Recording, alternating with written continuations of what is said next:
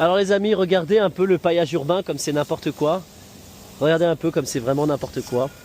Là les gens viennent pisser, t'as des rats qui viennent gratter, t'as des pigeons qui viennent gratter. Les gens viennent pisser ici, alors pourquoi? Il n'y a pas de toilette publique. Voilà, tout le monde ne peut pas aller faire pipi au McDonald's ou dans un restaurant, surtout à 23 h, minuit, t'as des gens qui picolent. C'est un peu compliqué quand même. Donc là, t'as des gens qui pissent sur les copeaux de bois. Voilà, tout simplement. Ils pissent partout, ils sortent leur kiki et puis on y va. Voilà. Et ensuite, eh bien, avec les effets de courant d'air, eh bien, l'odeur va jusqu'au tram lorsque tu sors du tram.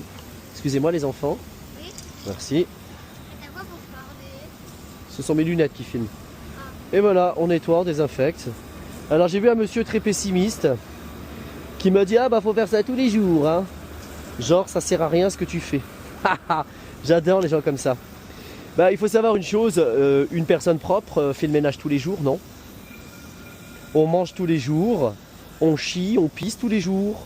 Je crois qu'il y a des choses qu'on fait vraiment tous les jours et on s'en lasse pas. Ça fait partie de la vie. Eh bien l'entretien c'est la même chose, l'entretien ça se fait tous les jours. Alors il y a des entretiens plus ou moins consistants, hein, comme par exemple tailler les arbres, ça se fait pas tous les jours.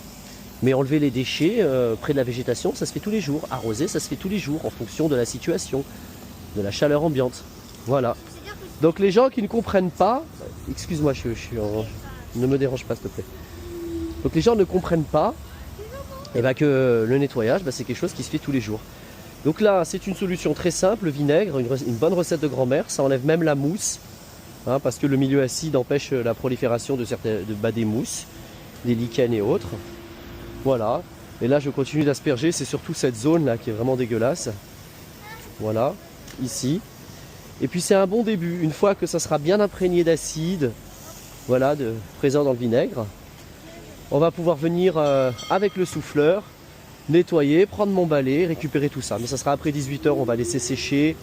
Et surtout on va voir comment évolue l'odeur. Voilà les amis, regardez comme c'est sympa, c'est satisfaisant. C'est fantastique. Voilà, c'est surtout cette zone là, c'est surtout cette zone qui pue. On sent cette odeur, aïe aïe aïe, une odeur catastrophique. Comment peut-on laisser faire ça? Donc quand on sait qu'il y a un problème d'hygiène avec cette odeur d'urine dans l'espace public, et surtout qu'on souille un lieu de culte qui a traversé les siècles, chargé d'histoire, bien on réfléchit. Au lieu de faire des toilettes sèches à 55 000 €, les fameuses toilettes sèches qui ont été faites à 2 reprises au parc Marly,